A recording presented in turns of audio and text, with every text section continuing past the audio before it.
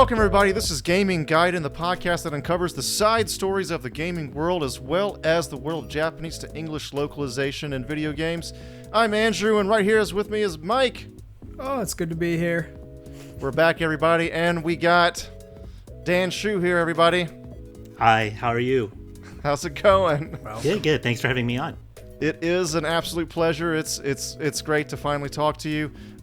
So Dan Shu is the former, I don't know what you say, reviewer, writer, contributor. What's the wording you would use before you were editor-in-chief? Before I started as an associate editor, then I was the previews editor, and then when I left and came back, and I was the editor-in-chief for a few years. Okay, yeah, so you became editor-in-chief for the long-running video game magazine, Electronic Gaming Monthly. You weren't, this is before your time, but this is the issue I have, Dan. I was a long-time subscriber. It was kind of my Bible growing up. I mean, I loved it. I had GamePro and Next Generation and all that, but EGM was the best in my opinion. So it's great to finally talk to you again. I know I keep saying that, but yeah. You know, it's funny. Your shirt, your Game Genie shirt, reminds me of my first issue of EGM that I read as a reader, like long before I worked there. Oh, wow. I mean, I've seen the magazine before, but I actually bought my first issue because of a promise of a Game Genie code that would let you play the Street Fighter bosses in Super Nintendo Street Fighter 2. It was all BS, but it didn't quite work. But that one tagline sold me on the magazine, and I'm like, I like this magazine. I started reading it from there. The Game Genie was such a it kind of hacks the game's code. I feel like they would game companies would never allow anything like that these days. Well, especially since it's online. Yeah. That's a whole other ballgame. I do miss cheats, honestly. Yeah, that's true. They don't make them anymore. They don't have So anything rare. like that. So you're still in the gaming industry, right? You're the senior director and content programmer, content programming at Blizzard, and you have your own podcast focused on board games called Going Analog. Is that correct? Correct. Yep.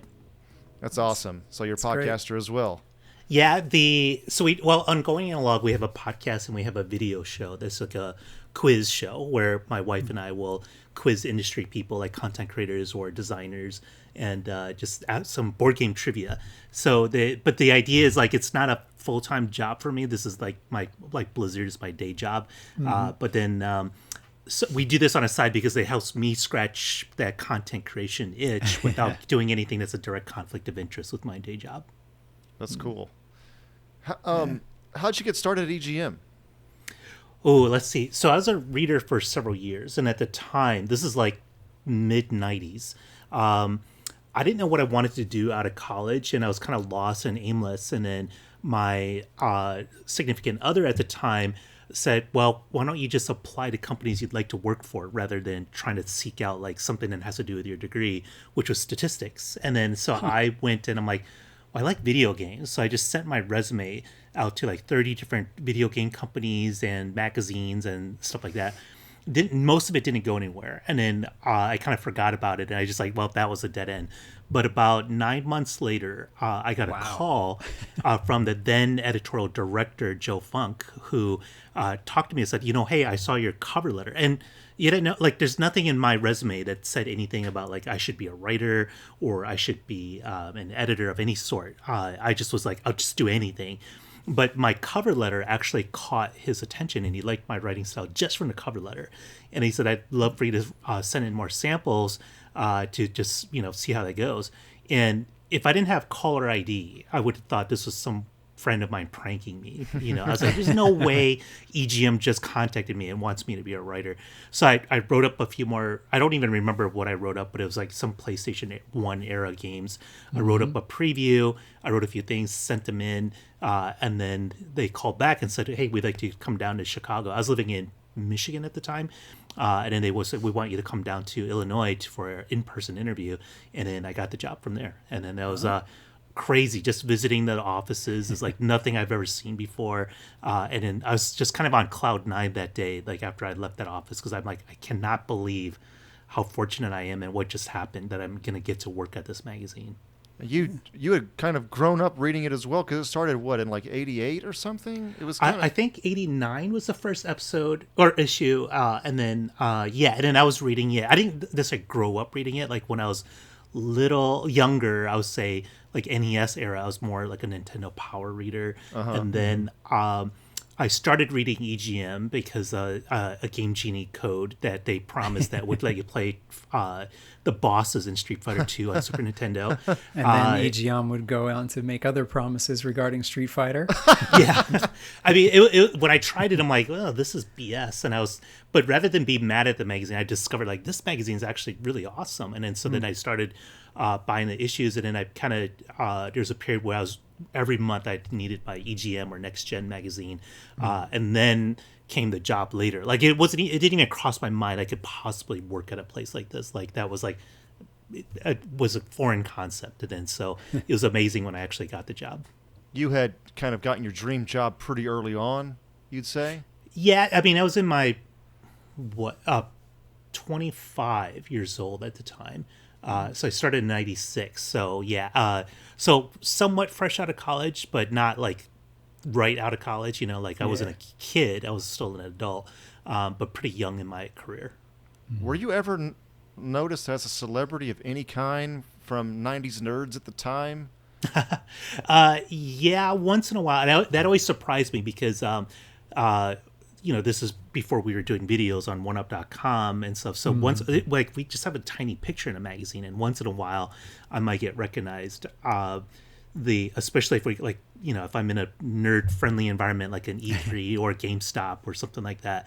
But then when our company started doing online stuff and we had the One Up show, I think that it's really because then we would be on camera for a little while. We would talk about these things. And I think that more people recognized me by face then. I remember, this is a real quick story. Like I was in a Trader Joe's supermarket, and then someone who worked there recognized me. And I was there with my now wife. She was my girlfriend at the time. And then we separated, and then this guy recognized me and started talking. He's like, "Oh, your shoe from EGM," and I'm like scanning around for my girlfriend. Right? I'm like, "Oh, why is she not here to see this? This is so cool!" And I just so this poor guy, like he probably just wanted to say hello or just like, oh, whatever. I'm a EGM fan, but I just kept making small talk with him because I was lingering, hoping my wife would walk around the corner. Sure enough, it worked because I talked to him long enough that my wife walked up. I'm like, oh, Christina, hey, this is so and so, and he just recognized me. I just wanted to show off because you don't get to do that often in a nerdy business like this. Yeah. She thinks you're just Prince Adam. Was EGM the top selling, or was it just my favorite? Like, was it the top in the 90s? Could have been both. So definitely in the late 90s and early 2000s, our claim to fame was like we're the number one selling magazine, so gaming magazine. Mm-hmm. So on newsstand sales, like there's two primary metrics: is like subscribers or newsstand. So we're the number one newsstand selling magazine, which of course, like our salespeople in circulation love to show off because that's like an indication that someone saw you and picked you up and bought you, versus a subscriber, which is always nice as well because you need those numbers for advertising. That's kind of like, okay, we sold you on a year's worth of issues. Like that's different from someone like seeking your magazine out. Game Informer was always our big competitor because they were the number one subscribed magazine because the GameStop deals. They were pushed in the store though. Yeah, so like when you join that GameStop program, I don't remember if it's the same name like the Power Up rewards program. That was a little bit later on in the game. Though, okay. I feel like whatever it was at the time, it was just like you would get sold this at GameStop. You paid for it, and it came with Game Informer. So their subscriber numbers were crazy. Like we couldn't compete with those numbers. And it was a strange thing though, because if I remember correctly, there were other like incentives that you would get through it. Like I remember, I think it being pitched to me that if I paid for the subscription, then I would get such and such a discount. That means that basically I would already have balanced it out and be ready to save more money on the next purchase. More on your trade-ins or something like that. It's something like that. But it always annoy us as competitors, right? Like, how do we compete with that? And then a lot of times there's a race between us and Game Informer for like the exclusives, right? Like, all right, like if we were pitching a publisher, we're like, we want to be the first magazine to show this one game off, we would have to pitch them on a newsstand presence and having of their game on the cover. Whereas Game Informer had the raw numbers because their subscriber base was just humongous from the GameStop stuff. So it was a funny time to compete with them like that because it's apples to oranges. You know? Before I mean, was from it? my perspective, go ahead, Mike. Sorry, I was gonna say, like, from my perspective at that time. So I was a teenager in the '90s. So it was probably right around my early 20s that I was looking at really doing these things to save the most money. And I never regarded Game Informer as a magazine the way I did EGM or something else, where I felt like this is a dedicated gaming magazine and this other one is like a promotional in-store item, is kind of how I saw it. So I never felt like I could really necessarily trust everything I was reading in there. So it's a very different animal. It's not to say that I didn't enjoy it and say like, oh, it's great, I got a preview of something. But I did see it more as much more as a sort of commercial advertising product than I did as a games journalism kind of piece. Yeah, I think that's unfortunate for Game Informer because they could never disassociate themselves from that, right? Of like, because we've heard similar things, and we would also, like, you know, as a business, I think we took advantage of that. Like, well, a lot of people can sign up for that program and maybe not even read the magazine or care about that magazine, but it ultimately didn't matter. They still they took advantage as they should have, and then they were able to get those huge numbers, compete for exclusives. I was always jealous of because like when we design an EGM cover, we have to put a lot of blurbs on there and like things to sell you on what's inside, right? Like these little headlines of like 100 games inside, or this is reviewed, this first review, first weekend. We just so we littered our cover full of this stuff because we need to sell you at the newsstand. Where they had these awesome sort of like next gen had a little bit more of this, where they were like, okay, let's design a really cool looking cover versus try to sell you on everything. And then Game Informer took that all the way to the other direction of like minimalist, barely any words on the cover. They even sometimes wrap their art to the back cover, and I was always like really jealous because I'm like, we couldn't do that on newsstands. Right. Like the magazines wouldn't sell, but I was like, man, their covers are so beautiful. That was always one thing I was super jealous of Game Informer. I love that time whenever it was EGM, right, where you had all the systems listed at the top, like Neo Geo, Super Nintendo, and all. I remember that time. Yeah. As a kid, I had multiple systems, so I was always going to go for the magazine that covered multiple systems rather than Nintendo Power, which I only read when friends brought it in, and I could get a hold of it.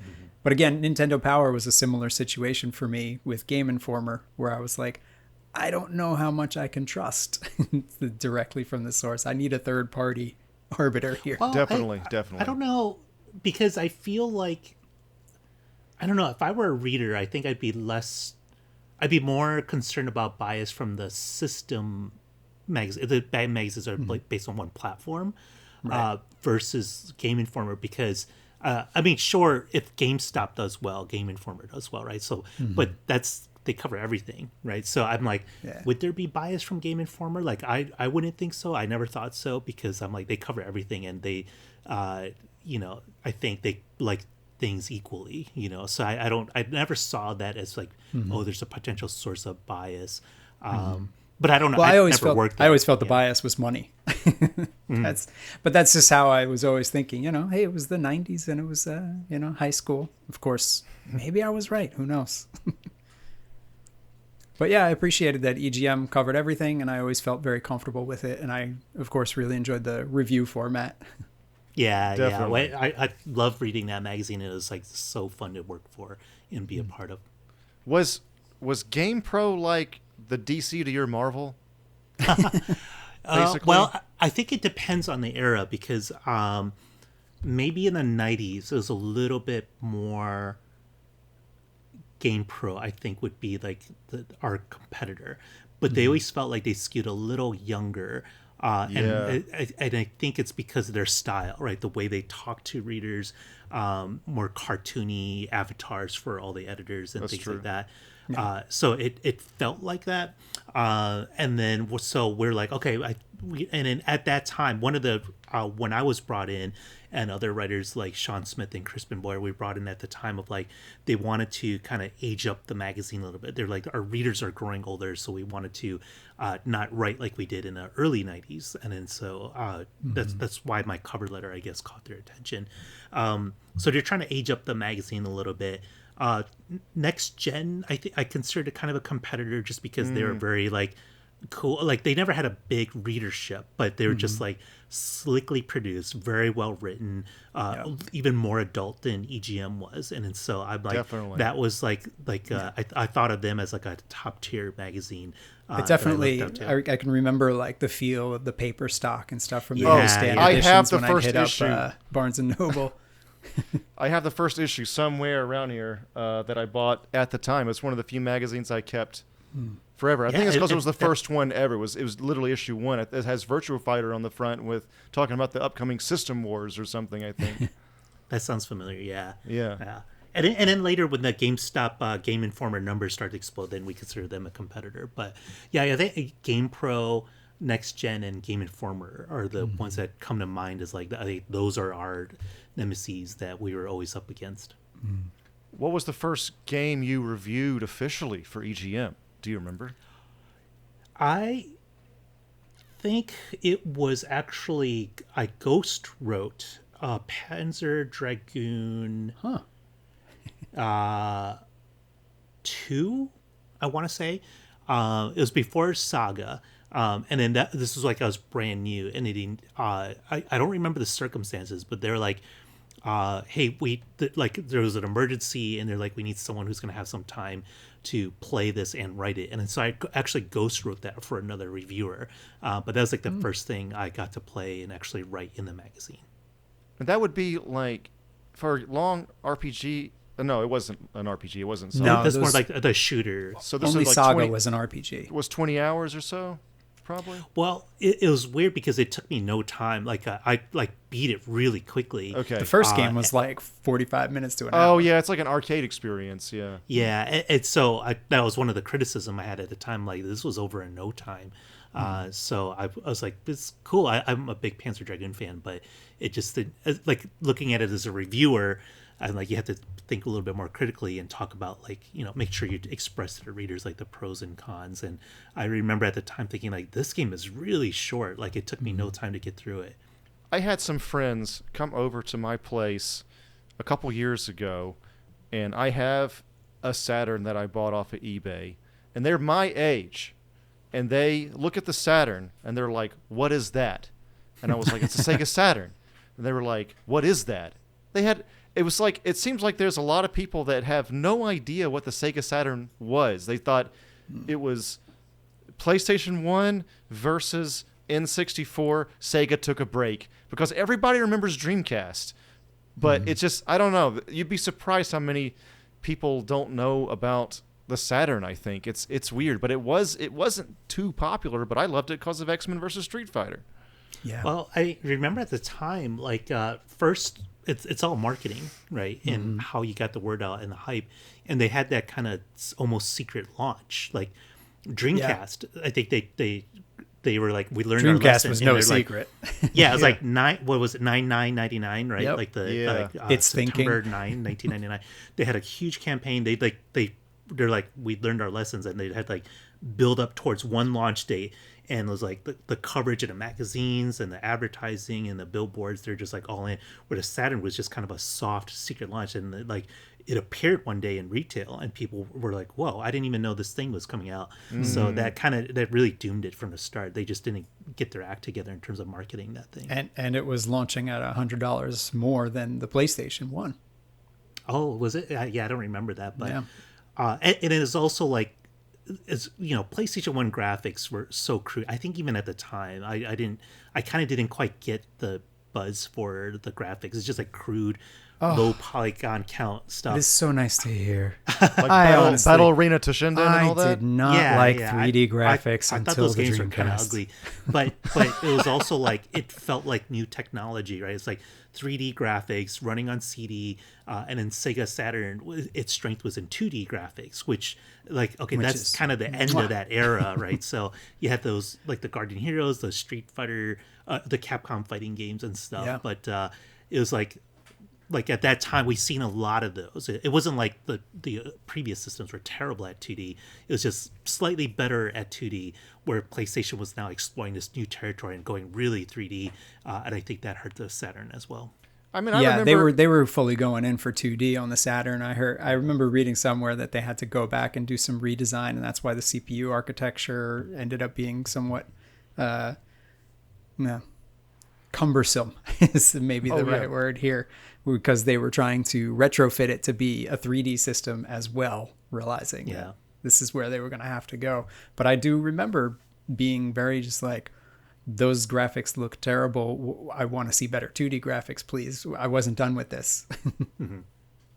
Well, I mean, Resident Evil was fun enough, but yeah, it was definitely just clunky, but it was just new territory, I guess, for everybody. But I mean, growing up with EGM and like at that time period, from the time I was cognizant, my brain was Nintendo versus Sega, so it was just, in my eyes, it was going to just stay that way.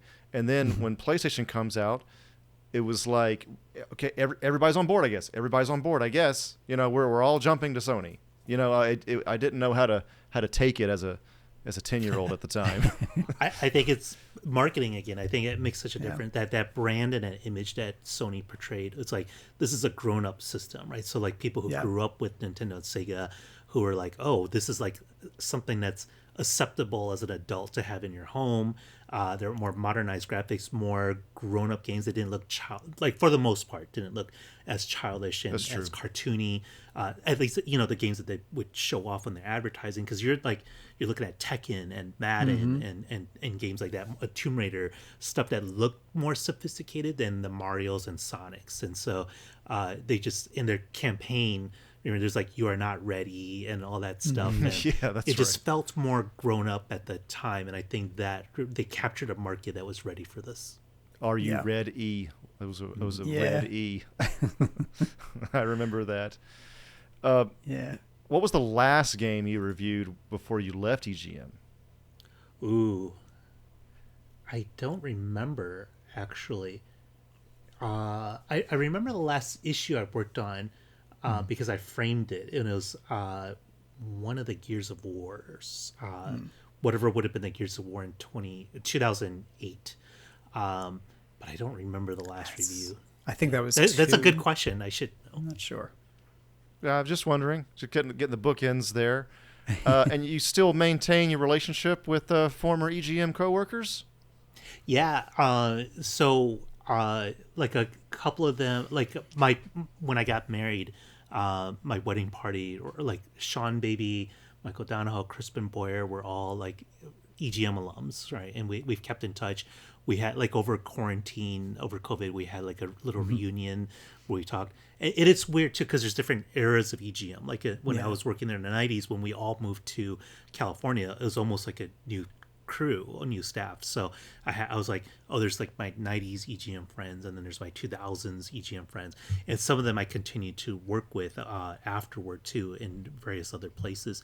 So it's been cool. Like and sometimes it's like lately, like we didn't travel a whole lot like everyone in the last few years or so, and I moved to Southern California. A lot of us were based in San Francisco Bay Area, so I've kind of like people just go their separate ways or gone to different places, like those three I just mentioned. Like Crispin now lives in Hawaii, Sean Baby lives in Oregon, Michael Donahoe lives in Japan, so we don't get a chance to see each other as often, but you keep in touch like through Facebook and things like that. Are they all still in the gaming industry in some way?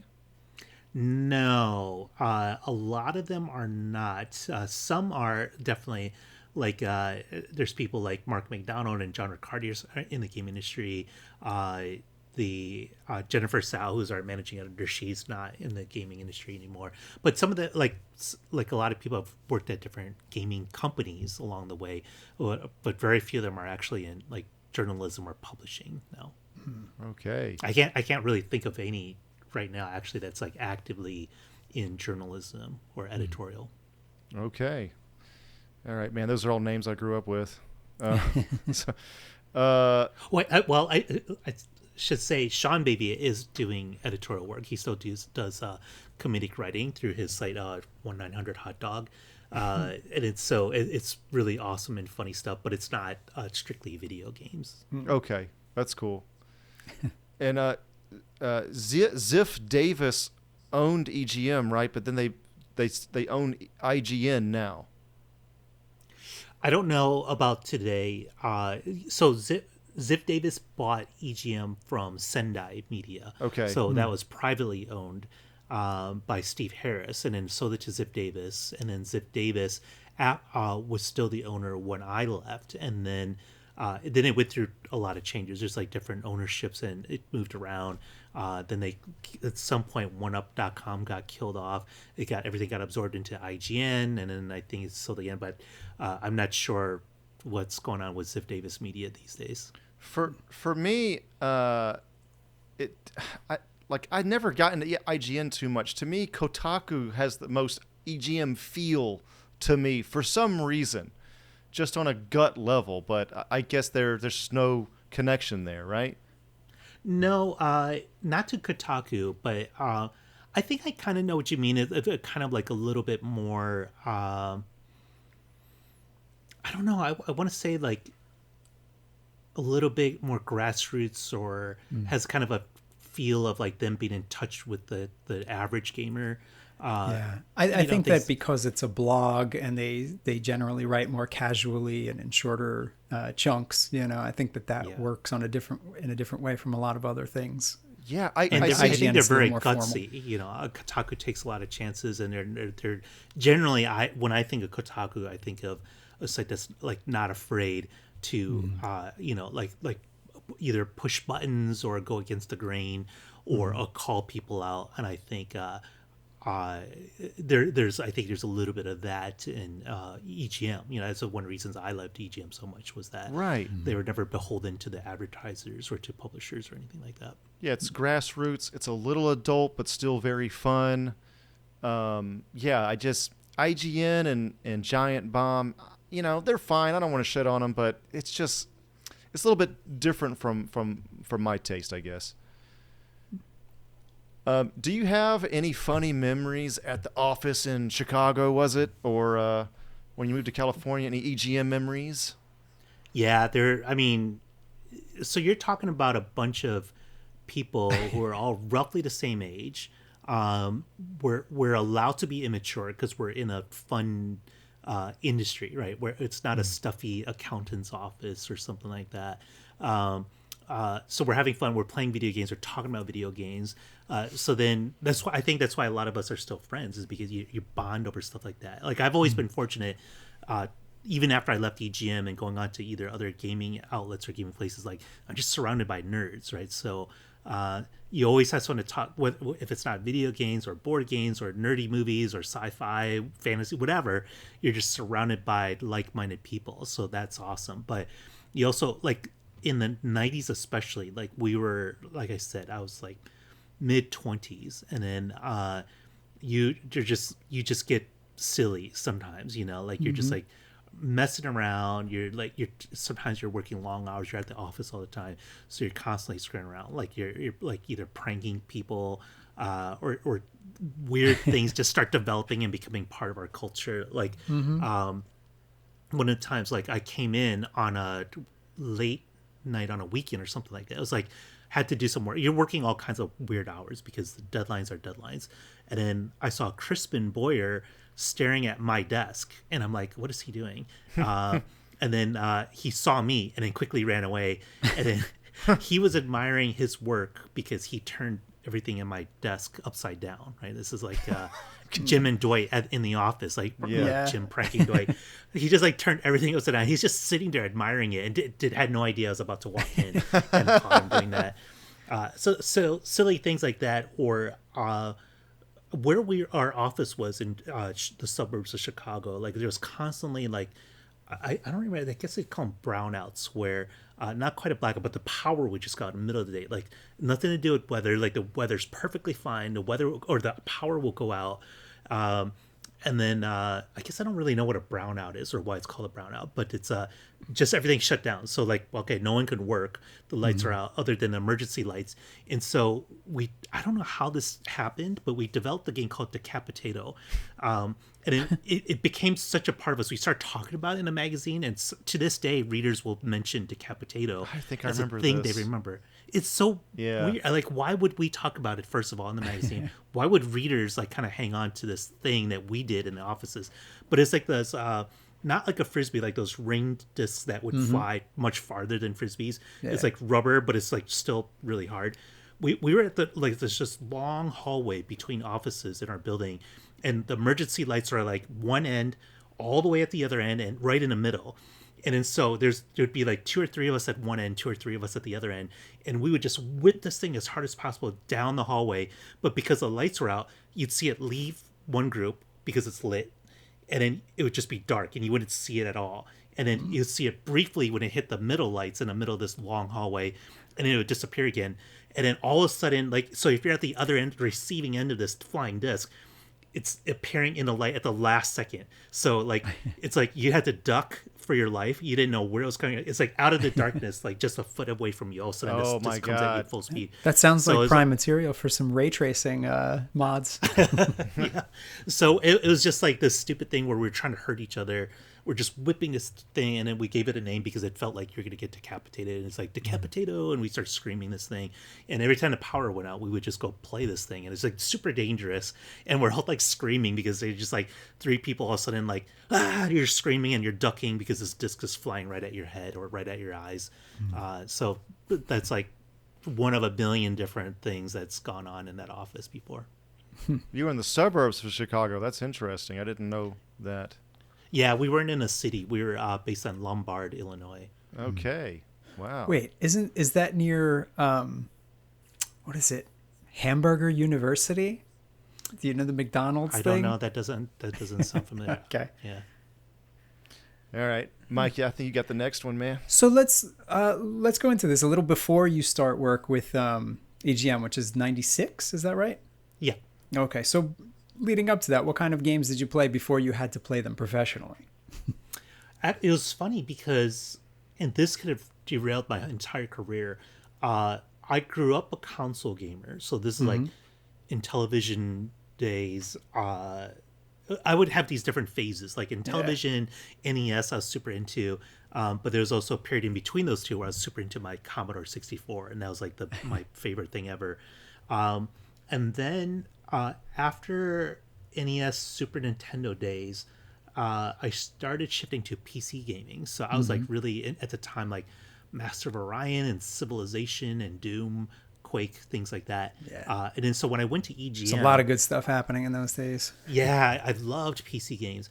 And then so when I went into the Sendai offices, like they had several magazines, and EGM was the big one. EGM 2 at the time, I think, was going on. But they also had Computer Gaming Review, I think, I want to say, the predecessor to Games for Windows magazine. And then that was their computer magazine.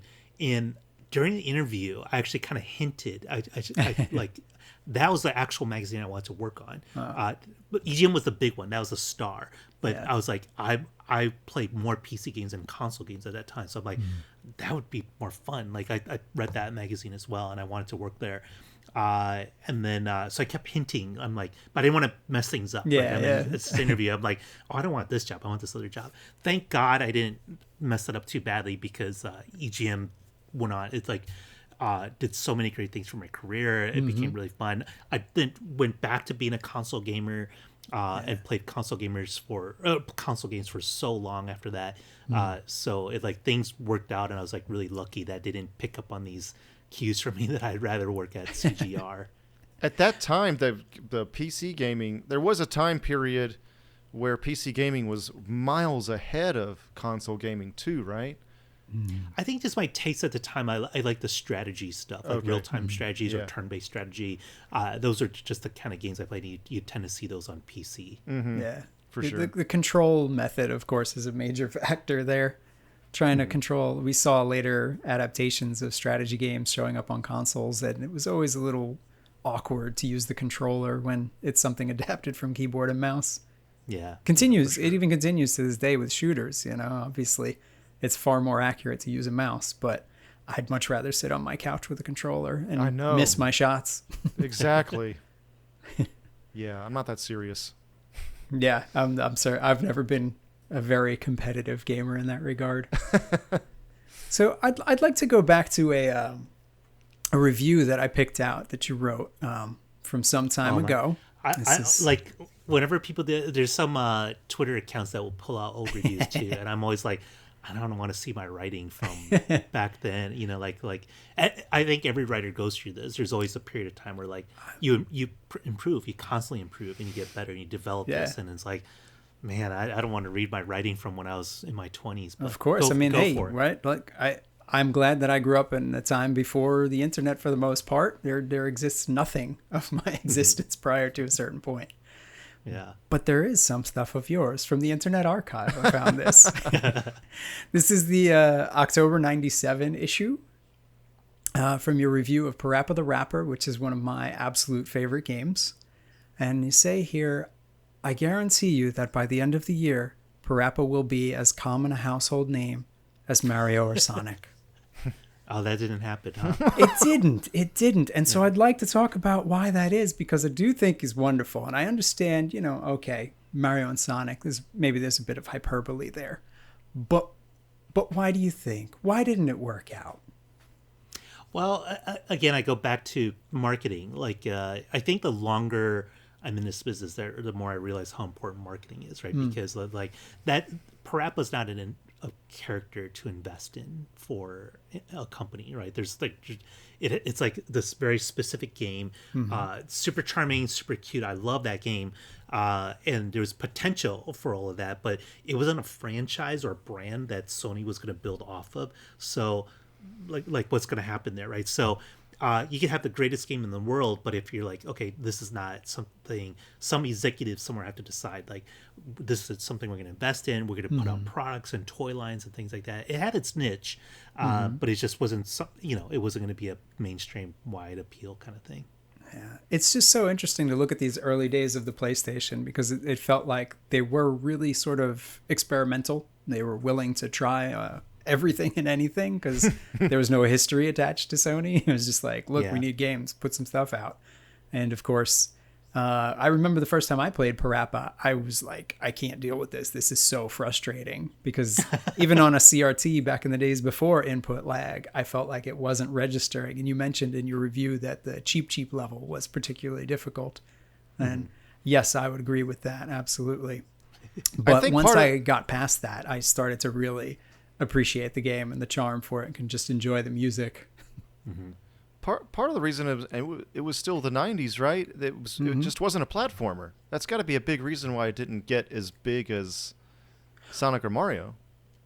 Well, yeah, but there's also, the thing is, the PlayStation, which is another question we've got to address here, really marked a shift in the way games were presented. Like, Dan, you mentioned before that they were marketing this towards like an older audience and trying to say like, these are the more grown up things. And so that really was the vibe I got from PlayStation, that, we were moving towards this cinematic approach, right? There's this effort to make things feel more serious by having high quality graphics in cinema. And, you would always have people looking at them saying like, oh my God, look how real those graphics are. So that was kind of how we judged things back then. So I'm curious, in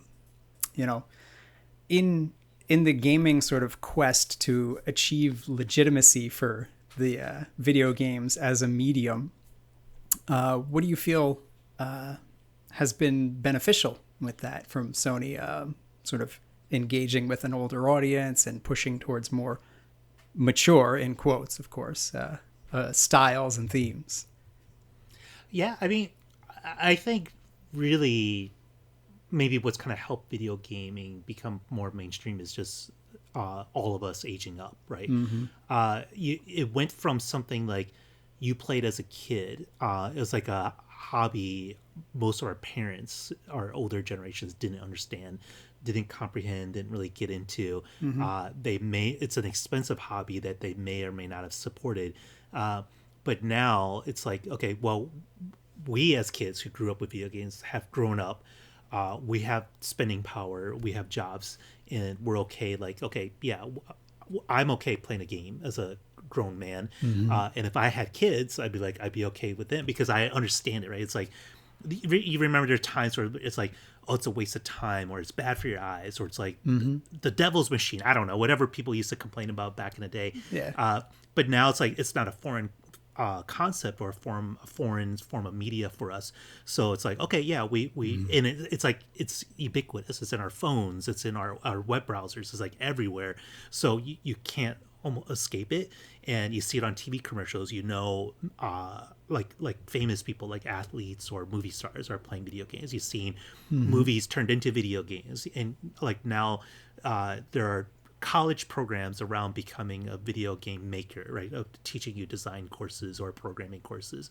And now there are a lot of like thousands and millions of people employed in the industry. So like people know it's legitimate work. So I think just that aging and maturing of the industry has kind of helped it become pretty normal. Like not completely, right? It's not the same as like movies or television in terms of an accepted form of media, but it's so mainstream now. And then now we've kind of replaced that generation that where this used to be foreign to, and now we're that generation that we grew up with this stuff.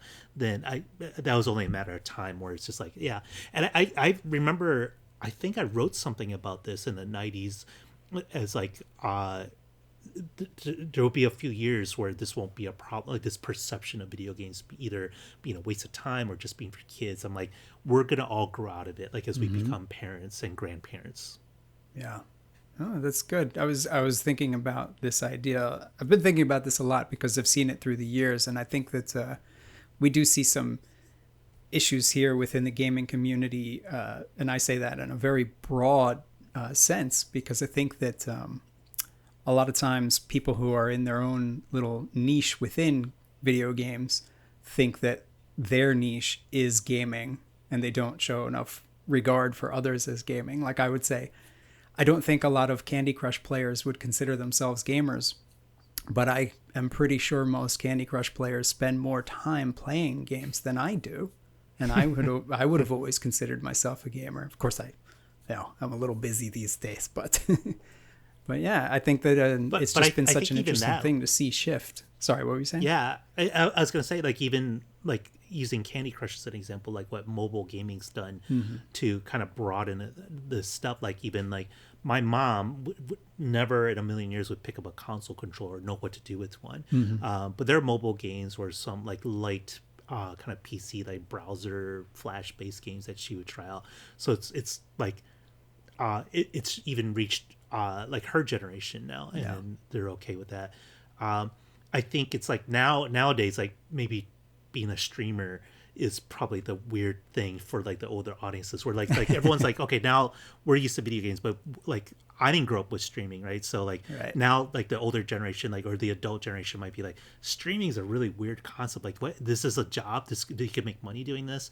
I understand because I'm in the video game business and I'm in content creation. I come from content creation, so it's not weird to me. But I feel like where now adults and parents are like, that's a foreign concept to them, but video games are okay as its own medium. Yeah. That's true. There's a lot of pushback against games like Fortnite and Roblox and all that, and Minecraft from people of my generation or even a little younger. Even though it's all games at the end of the day, but there's the generational difference there between gamers. Even though everybody's playing games now, there's still some sort of gap there, which I find kind of interesting. Yeah, I do feel like when we were growing up with systems like the Genesis and the Super Nintendo, how many games were released in the entire lifespan of a console versus how many are released for in a single year on a console now or on a PC? It's just that's a good point. there's so much that's available to everyone. We're no longer a monoculture of any sort. When I was reading EGM, it felt like, when I was a kid in the 90s, I felt like I had a kind of a handle on everything coming out. Mm-hmm. I feel like as far as console gaming was concerned, I knew everything. It felt like, at least. But now, there's like 2,000 games coming out every month, it seems like, across all consoles probably. So it's a growing beast. Well, I would say some of that's probably due to the internet as well. Mm-hmm. Like Yeah. when you in the magazine days, and that was the only way you're getting information, you were physically limited to how much information you can get. Yeah. Right. And that was up to us to decide as the magazine makers. Like, well, if we have limited inventory real estate, this is what we decide. We curate all of that. We decide what's worth showing to our audience, and there's a lot that we could leave out that we're like, maybe people aren't going to care about this, or it's too niche, or it's only available in Japan. Now it doesn't matter. If there's a really cool Japanese only game, you may or may not have heard of it back in the magazine days, but nowadays, like a clip of it could go viral on social media. Now everyone's heard of it, right? And then now, and then that momentum can gather. And now maybe there's a public campaign to get that game brought over to Western countries and things like that. Like, that stuff wasn't possible back in the 90s. So that brings up an interesting thing of this sort of comparison of how games journalism was once upon a time prior to the internet. Now, you started in 96 there, so you were sort of overlapping the beginnings of it. This is just an odd sort of memory. I'm not sure if it was it EGM that had videogames.com as the domain initially? Yes. It's something like, one of the first websites our company had was Nuke. And then there was also videogames.com that I eventually became GameSpot. Okay. If I'm not mistaken. This is fuzzy. Yeah, So, it was fuzzy for me too. I remembered reading a magazine once and I saw that and I was like, I could read about this on the internet. This and Yeah, Decapitato it have sounds really jogged memories deep in my brain. You guys talking about this? So yeah, I remember something about video games. I've kind of forgotten about. All right, so this is that time that it's overlapping, because I remember reading like a preview or something of Final Fantasy VII, and they were talking about how there was an issue that it was supposed to be on the DD for the N64 or something like that, but they were looking to break off the relationship because they wanted to do CD-ROM. And I remember like on the next page or something, there was an ad for videogames.com. And I was like, yeah, I kind of forgot this is about that. great. I can read this stuff on the internet. I don't have to wait to go home and get a ride to the bookstore to go to the magazine rack. But so I'm sorry, I'm getting a little sidetracked there. What I wanted to do was consider like the comparison of how games journalism was back then when it was primarily print media, and how much things have changed through the years, right? Like as a consumer angle, we don't have to be so limited to the information that's curated for us. So I'm wondering, do you still read any particular sites that you enjoy? And what is it that you look for and appreciate in games journalism nowadays? I'm pretty much that exact kind of consumer where I need to get served a headline from somebody, from some source. So it's either probably social media, or a friend shared it to me, like texted something to me, or like I'm in a couple of different Slack groups, and then like someone on Slack would be like, hey, there's this cool thing, and that's how I learn about it, rather than me like, oh, I visit a specific website. Okay. Actually, I'm wrong about it. It's just one thing. Like I went to college at the University of Michigan. I'm a huge college football guy. So there is a website called On3 that's like about recruiting, about Michigan sports and stuff, that I subscribe to and like visit almost every day just to get this news. But that's it. Like everything else is like, it had to have gone viral somewhere, small or large, for me to see it. But so yeah, let's say though, because anything can go viral, right? It could be any particular topic, any angle. It could be a review, could be a preview, could be a critical analysis of something. What kind of things will actually get you to click through and read and say like, yes, I'm interested in this? I think it could be like a product I'm interested, or a franchise I'm interested in. I think I'm as susceptible to clickbait as anyone else, as anyone could be. So if you wrote something kind of tricky and clickbaity, I might fall for it and click on it and then be angry about reading it later. But yeah, I think it usually has to be something I'm already interested in, or an industry trend, because there's so much news now, and I consume a lot of social media. It's just like too much to stay on top of every single thing that's happening in an industry. So yeah, this would be something I'm like personally, like a game series I'm a big fan of, or something maybe directly relevant to work or something like that. Okay, so it's always going to be adjacent to pre-existing interests or something. I think so. I think for myself, definitely, yeah. Once in a while, I might find a long form article like that does some like real investigative reporting. That might be interesting to me as well. I think there's just so much noise, and one of the reasons I like kind of got out of traditional editorial was because nowadays, like content publishing is such a different beast now. Like when you're in the magazine business, and I totally know what I'm about to say makes me sound like a dinosaur, like an old man who's like, back in my day, but like, because you had like a month or two to work on something, right? You're either working on the current issue, the deadline's 2 to 4 weeks away, or you're working on the next issue, and then that's 6 to 8 weeks away. You could take your time. Like you're like, okay, I'm going to call people, I'm going to interview people, I'm going to search for this perfect image, I'm going to work with the graphics people to produce this perfect piece of art, and then you really craft it, because you're like, I have one shot at printing this. Like once it's printed, it's set in stone on paper, and you're not changing it. As you move to the internet age, nowadays it's like, it's all, for the most part, right? There's definitely long form reporting. There's like investigative articles for sure. That stuff's still out there, but in general, you're not rewarded for that. Like all the money comes from, like, you want eyeballs, you want traffic, and you want to be fast. So let's say the three of us were all working on different websites and we all broke the same news. First one out there is going to get all the SEO, the search engine use, the social media discussion around that article, the links that are getting passed around. So the internet, the business, rewards you for being first rather than being the best or the most accurate. So if we did all same thing, if I beat you both by a minute, I'm going to win. That's it. That's it. Even if you put in more work and made it a better article in the end. So that leads to a ton of, well, for me, it's like, I'm like, I don't enjoy that kind of work, because like, I want to be really proud of it. I don't want to be fast. I don't want to be first. I want to be the best. I want to be great at it. I want people to be really like, this is a really cool article, or it's really well written, or I found it really funny, whatever that is. That stuff, just the quality doesn't ultimately matter as much as just like being first, or being controversial, or just be clickbaity.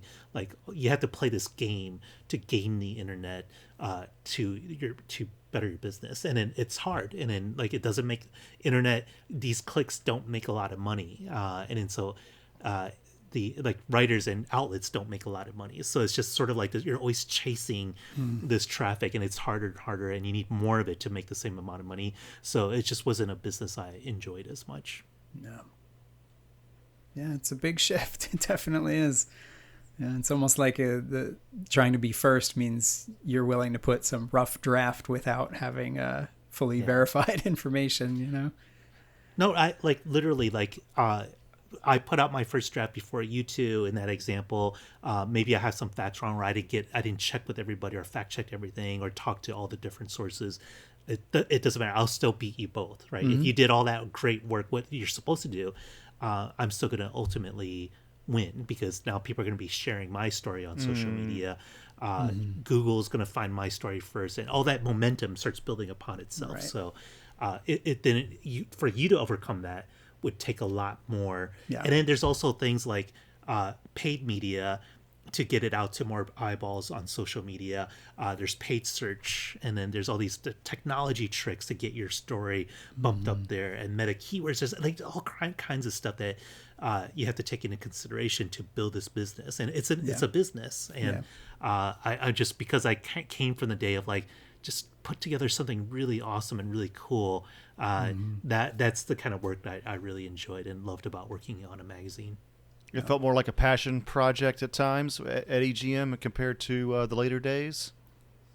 I think so. Yeah, you could do a lot of stuff. You could be really creative, having those pages to work with without that constraint of like just get the story out and then move on to the next thing, and putting together the pages and working with other like super passionate people who all feel the same way about that work. That is a different time. But again, I say all of this fully knowing it's like it sounds like your typical like old guy who's reminiscing about how great the old days were. Do you talk to young employees at Blizzard like, do you know who the fuck I am? I worked at EGM. And they're like, no, that was a magazine. Do you know what that is? Yeah.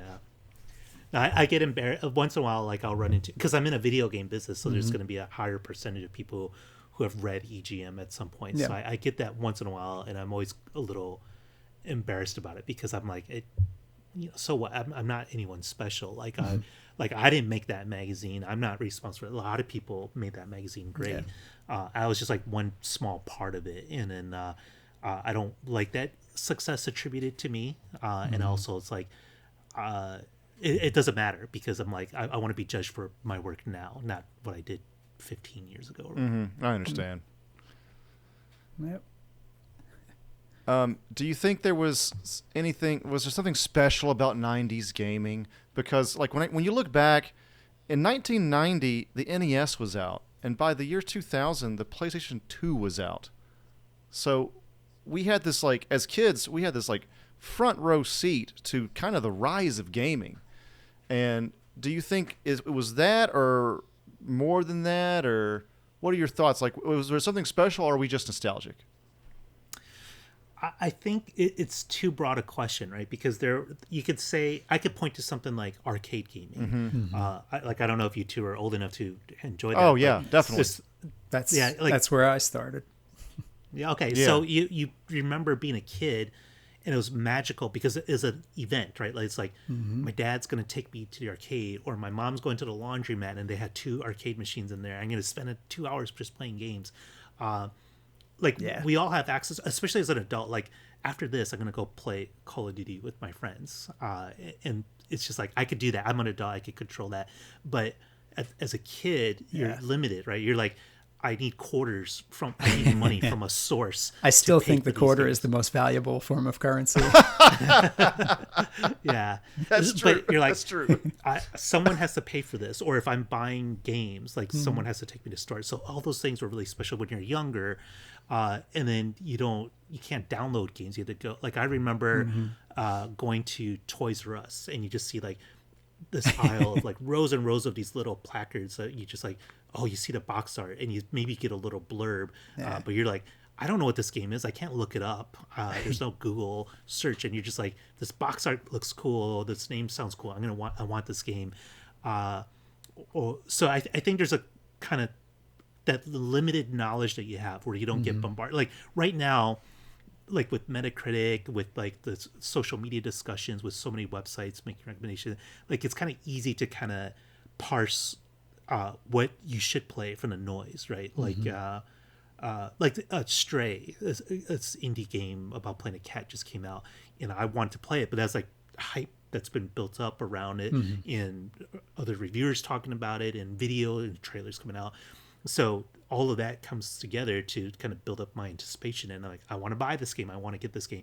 I didn't discover it, right? I didn't just like mess around like, oh, this is a cool game. So like gaming in the 90s, when you had like limited information, you didn't have the internet, you didn't have social media, that kind of joy of discovery was there. Like today, I get no joy into walking into a GameStop, because I'm like, I know what's generally coming out. I know what are the big games, and if I go into a GameStop, it's because I have a specific game I want to buy.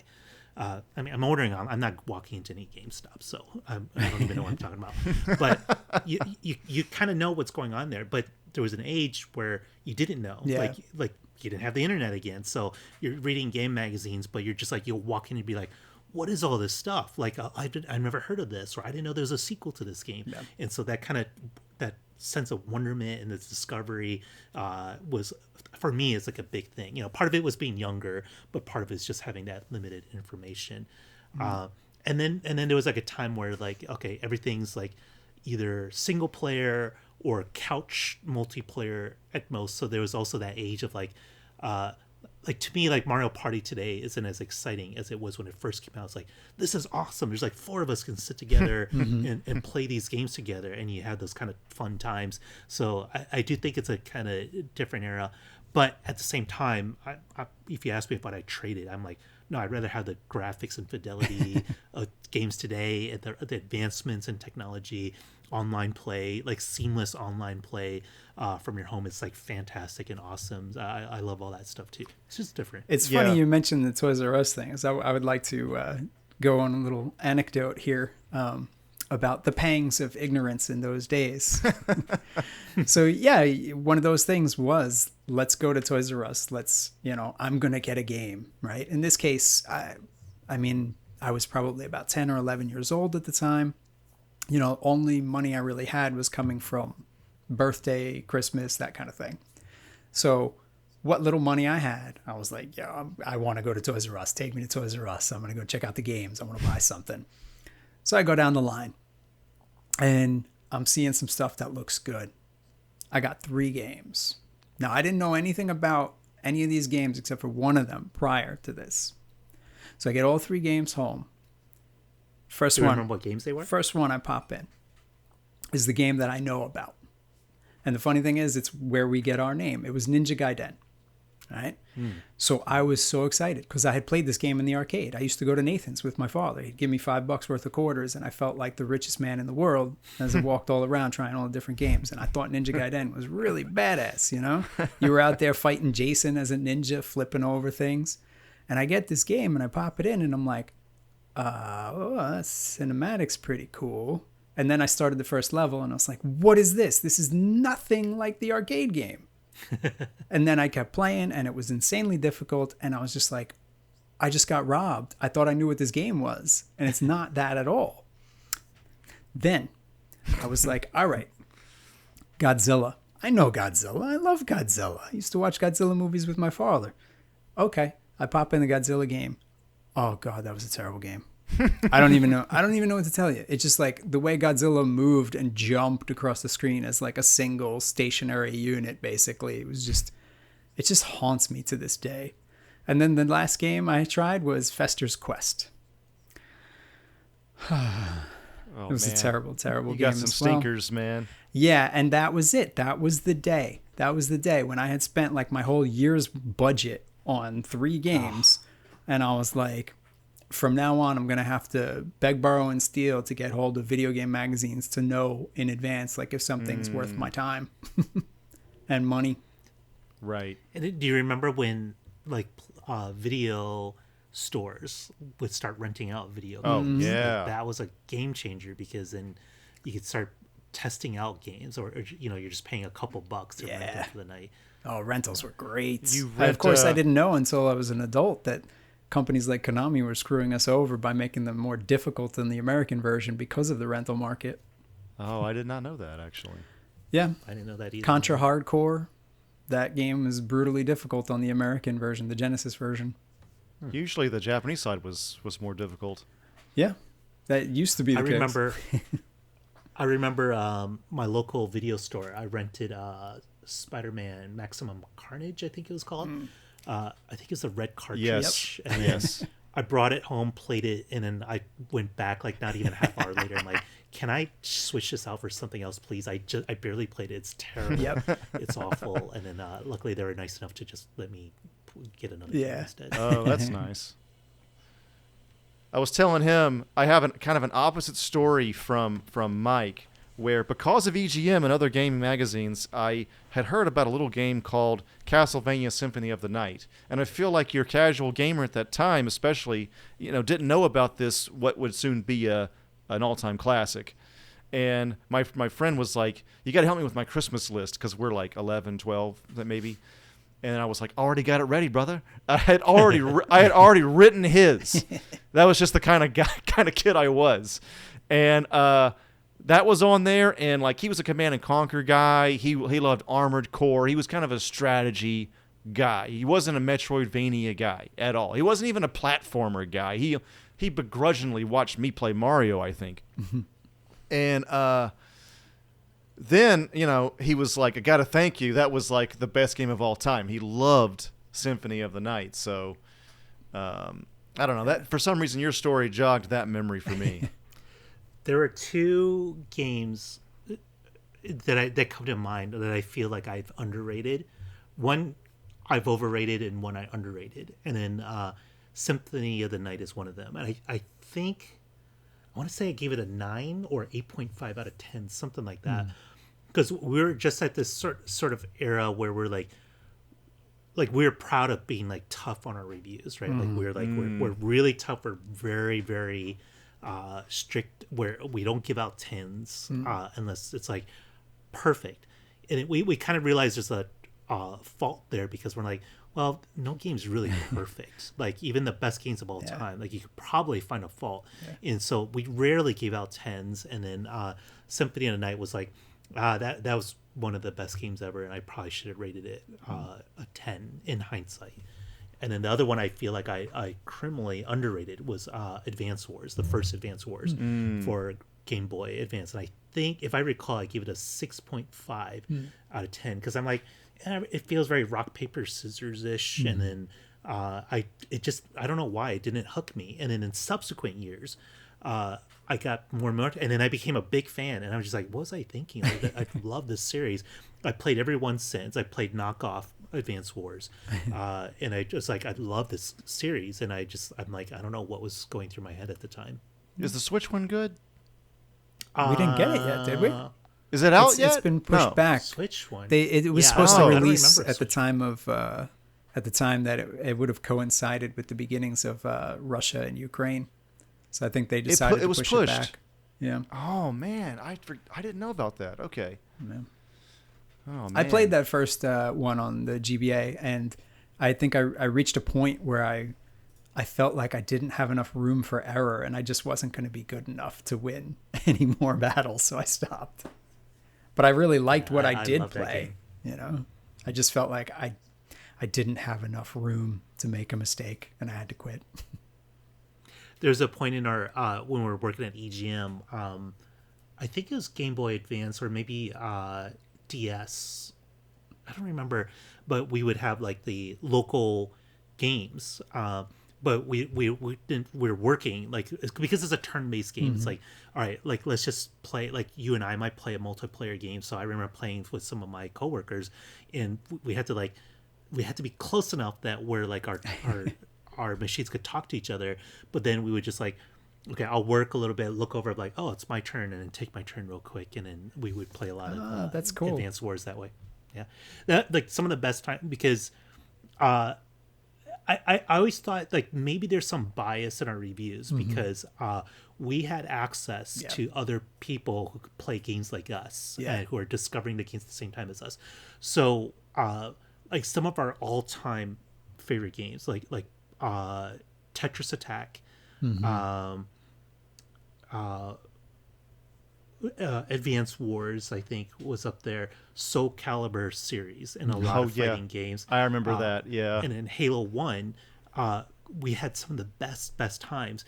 But I've always like thought this in the back of my head. Like I'm like, Soul Calibur 1 and 2, we played the crap out of, like we're like we were like, we had the arcade boards, so we were playing the original Soul Blade.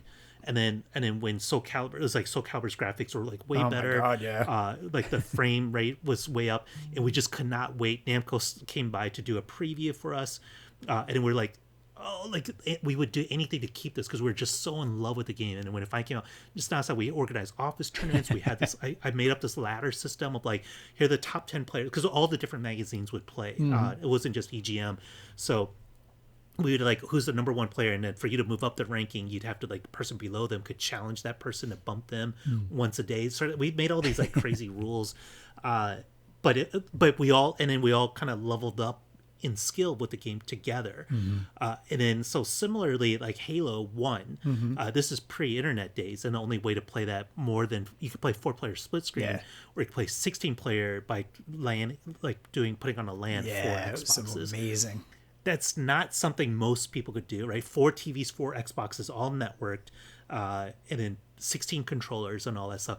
But that's our office, right? Like it's like that's easy for us to do. We have multiple Xboxes, so we would constantly take breaks, and we always made an excuse like, "Oh, we're helping the reviewers review Halo."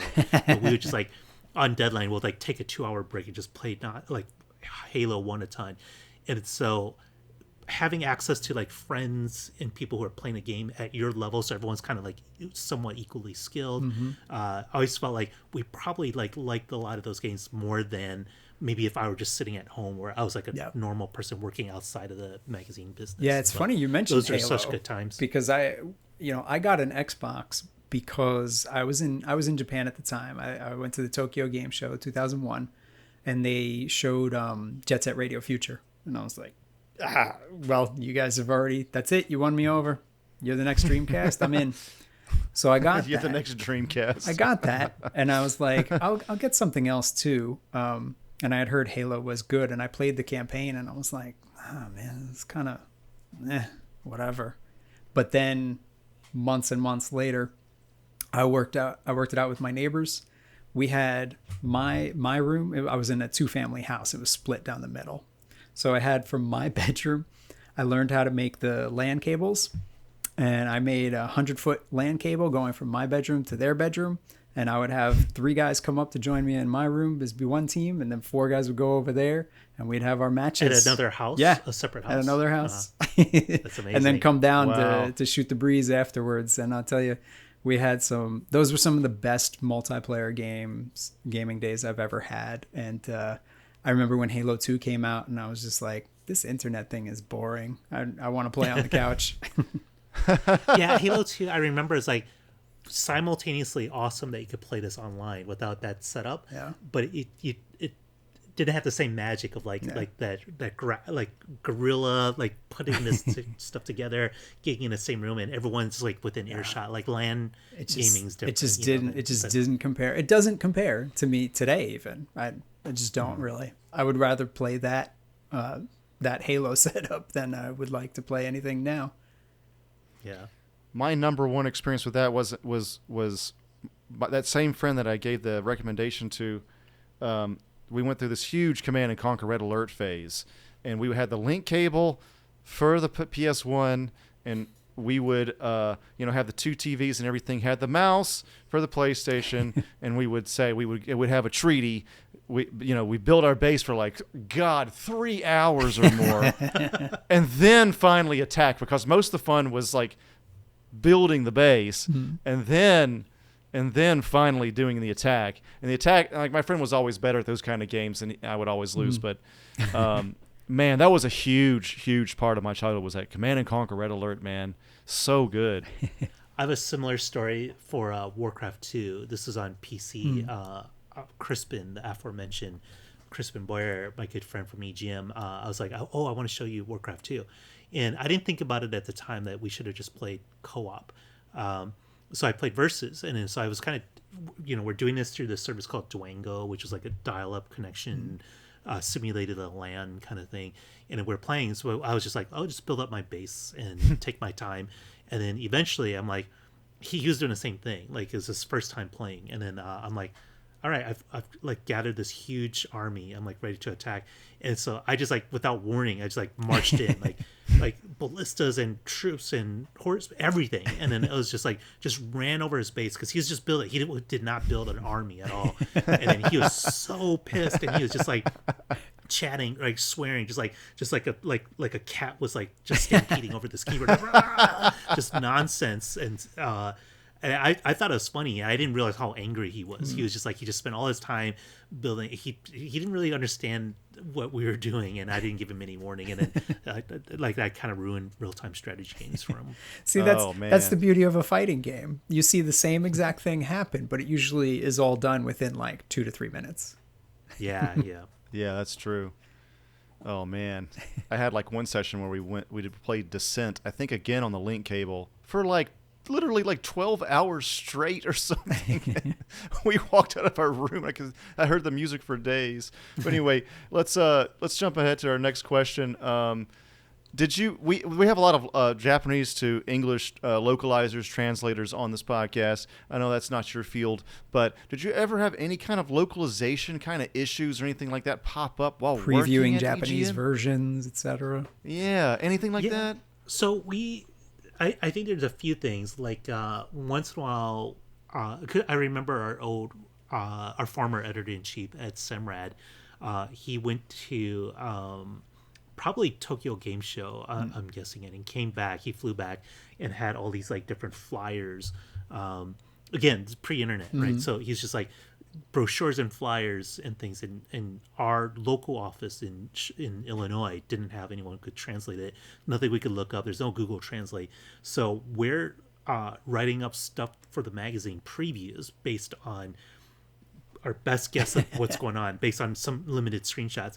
So I remember it must have been Mario Kart 64. Yeah, because Super Mario Kart would have been out by then. So it's Mario Kart 64. And I'm like, I can't read any of this. I don't read Japanese.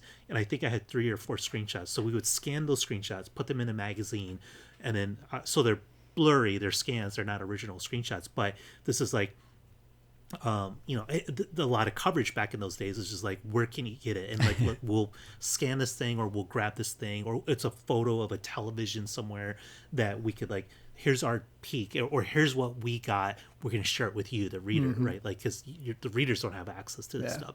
So for our readers, it was great, even if it was like rough, like side TV shot. But I remember writing something like, oh, now you can have a row of bananas, I think was the new thing at the time. I was trying to like, what in this screenshot is different from the Super Mario Kart that I know today? Yeah. I'm like, you could do this with bananas now, or you could shoot them in front of you, I think was a new thing. But it's been so long, I don't remember what was new. I was like, so we worked that stuff into previews and things like that. A little bit later, we got more advanced, and we had correspondents in Japan who would help us either like, they're like, okay, I'm reading this in a magazine. This information isn't out there yet. I'm going to send you the details so that you can cover it on the American side. And it's like, here's what our Japanese correspondent reported. And then they would go to shows and be able to talk to developers and things like that. It's still later. It's like, okay, we're big enough that we'll fly our people over regularly, and then have some people who can either work with us on translating things, or help us translate things while they're there, or help us transcribe things as well. So we got a little bit better at that. And then, of course, when you get into the internet age of reporting, it's all different, completely different. But yeah, we did a lot of that stuff because, especially with Japan, a lot of these game companies were based out of Japan, so stuff would come out there first. So you always look to there for some of these scoops. Yeah. There was no set Japanese correspondent type of person, or it was changed every year, or did you have like a man on the street, a woman on the street in Tokyo at the time that would call you or whatever before the internet? It's funny because I knew you were going to ask me this question. We talked on email beforehand, and I was like, what's the name of the correspondent we had? And then so we have a private EGM staff group on Facebook where we all still stay connected and just chat with each other. And I pinged that group. I'm like, what was the name of our Japanese correspondent? And I forgot that different eras had different correspondents. And the one I remember, the name I was trying to remember, Yutaka. And then I was like, oh yeah, that was like, because I remember talking to him, and he was like super helpful and helped us do a lot of things from Japan. So I don't remember how we paid him. I think it was probably like a set, hey, every month we're going to pay you this much, and if you could just supply these things for us and these services from us from Japan. So he was our correspondent there. And then, but we've had a few others over the years as well. So, but Yutaka was the guy I remember mainly working with, and he lived in Japan. He was Japanese native and would send us stuff all the time. That's awesome, Mike. You had the next question. I think I may have gone through all mine. Let me double check. You did all yours? Yeah. Okay. Yeah, they kind of were naturally covered in other ways. So yeah. That is true. Well, this is actually naturally part of what we're talking about anyway. The EGM, was it at least in part inspired by Famitsu Weekly? Oh yeah, for sure.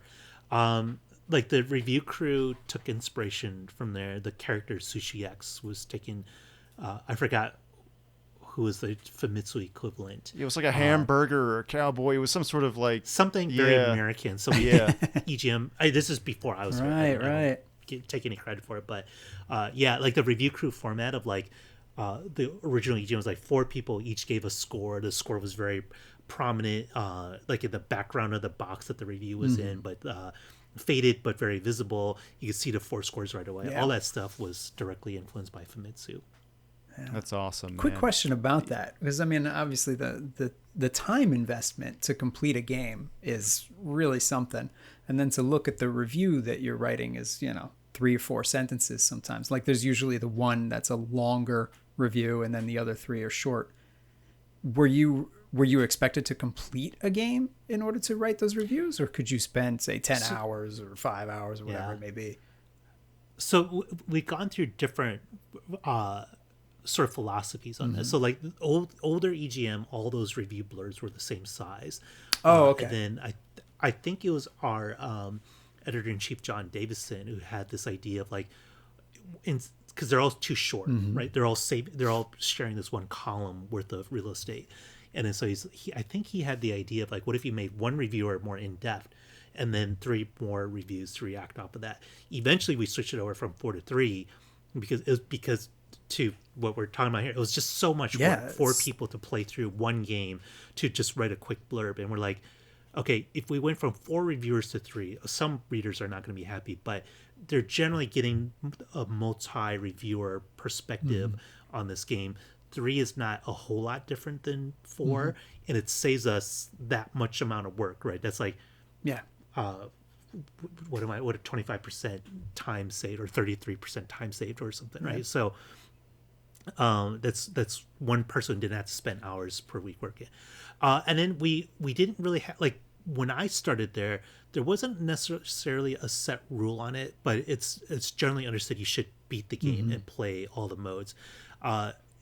As we went later, we try to be more strict about some of these things of like, okay, you have to play as much as you can was the general rule, because some games like, hey, beating it, like for example, if you're reviewing Madden, just playing one football game, one match, is that you beat it, you're done. It's like, is that adequate for review? No, not really. You should play several games, maybe with different modes, and play multiplayer with different people, things like that. So it's kind of like case by case.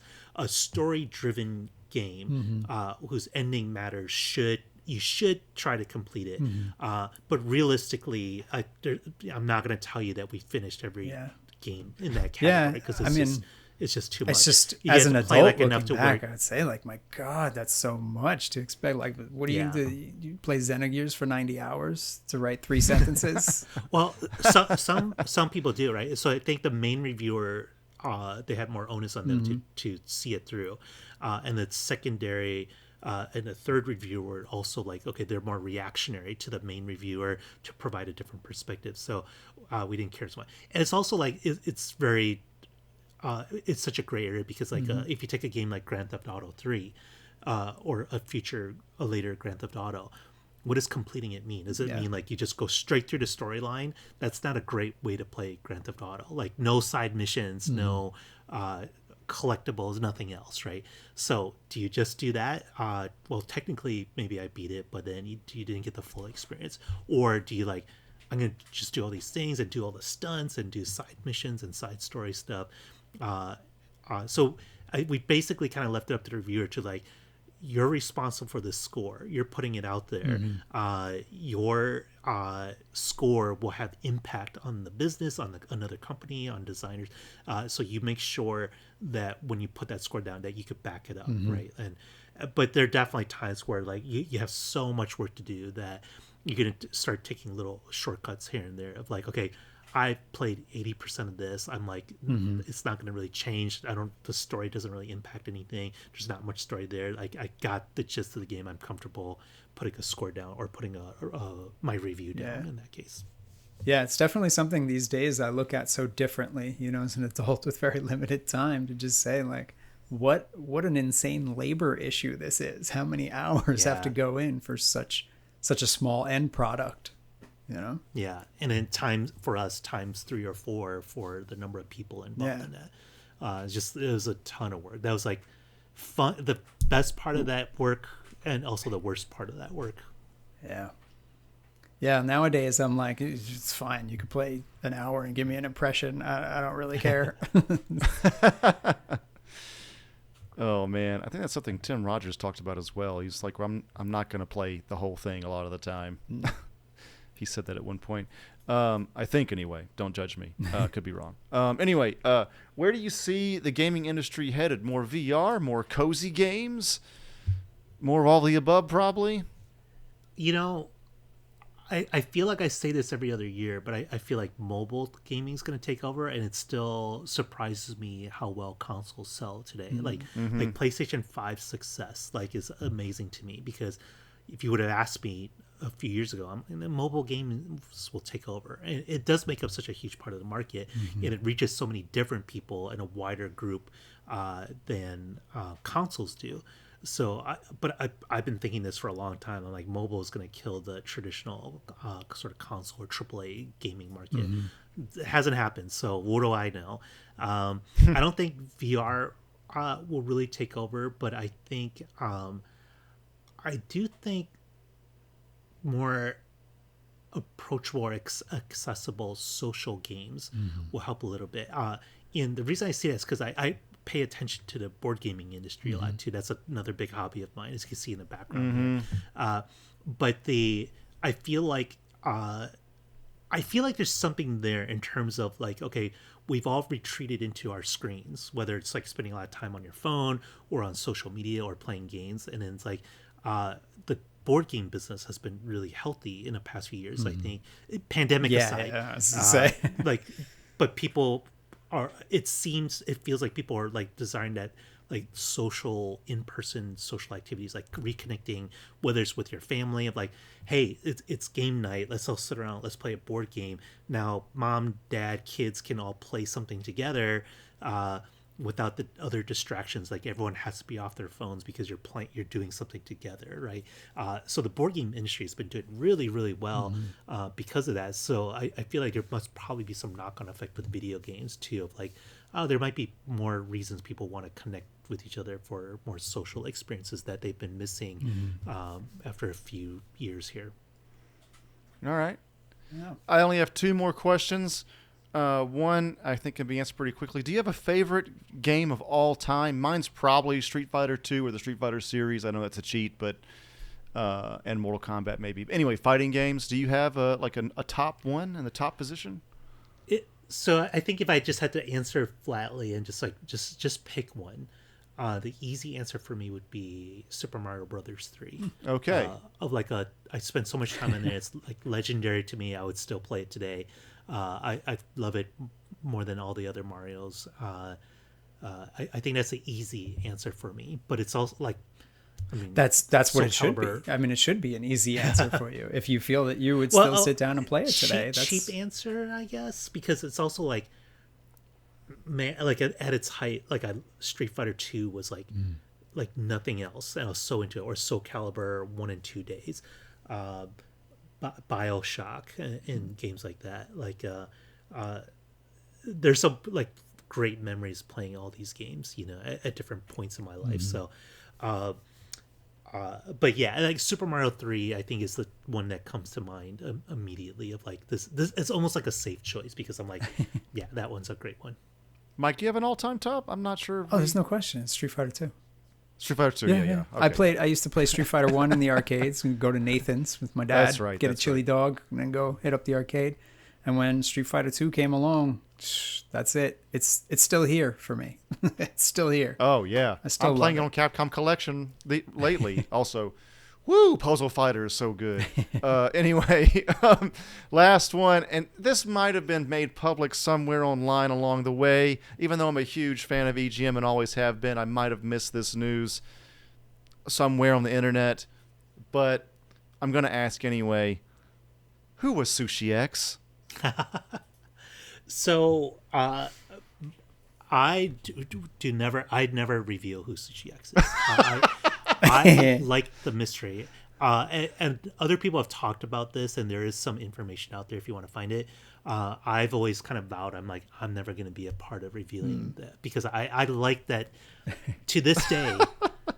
Like, you just asked me this question in 2022. That to me is amazing. So I want no part of destroying that magic. Yeah. I like this. I'm a fan of preserving the magic as well. Yeah. It's amazing how well maintained this mystery is. All right, I'm not going to pry. I love that. I love that. I thought you were going to spill the beans, but that's great. Sushi X is Sushi X. So, yeah, exactly. Exactly. Oh, man. Okay. Well, thank you, man. This has been awesome. Yeah. Love it. This was fun. There's a lot of fun. It's a great time. And talking about the good old days. So thank you, too, for having me on. Oh, yeah. It's awesome, man. It's like you and Crispin and Sean and everybody were kind of like, you're celebrities to me in a sense. Where I grew up reading. Again, this is before your time, I think, but reading this every month. Yeah. It's just it was a part of my childhood for sure. So yeah, thank you. Yeah, I mean, thank you. It was very nice of you to say, but I'm just super fortunate that EGM and Joe Funk, the editorial director at the time, took a chance on me and gave me this shot. And then it's changed my life, because those are fantastic years, made some fantastic friends, and I'm still in a gaming business thanks to having been at EGM. So I've been really lucky to be able to work in this business the way I have. Right. That's awesome, man. So just to let the listeners recognize that again, this is a little extra pressure on you. If you're in the writing field, your cover letter is also your sample. Well, this is true. When people would apply to EGM, we've had lots of instances where we've had people with good writing samples, but they were either they were well edited or well polished and stuff like that. And I put a lot of stake into the cover letter, because it kind of gives me a peek into, can you grab my attention? Is this well written?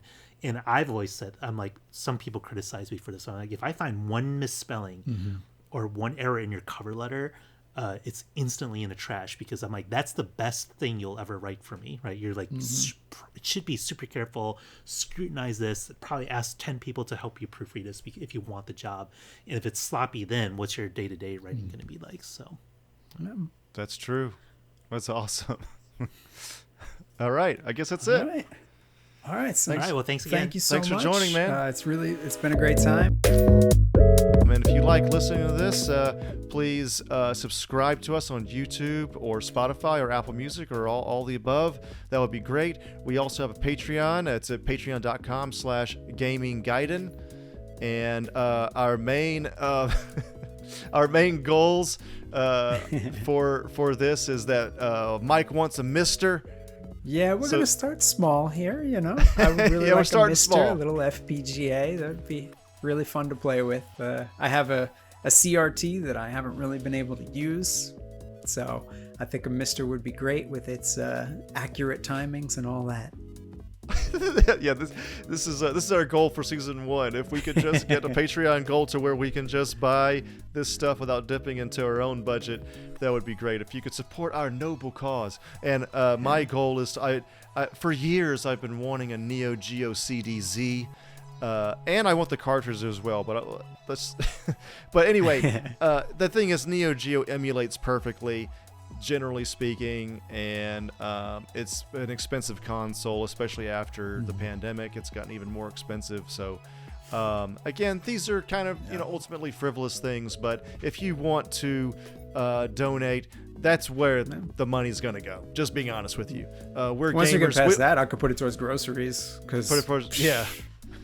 Exactly. So, and we can maybe use that as part of a YouTube content or something like that. Us for season 2, us, doing a stream with the Mister and with the Neo Geo CDZ, something like that.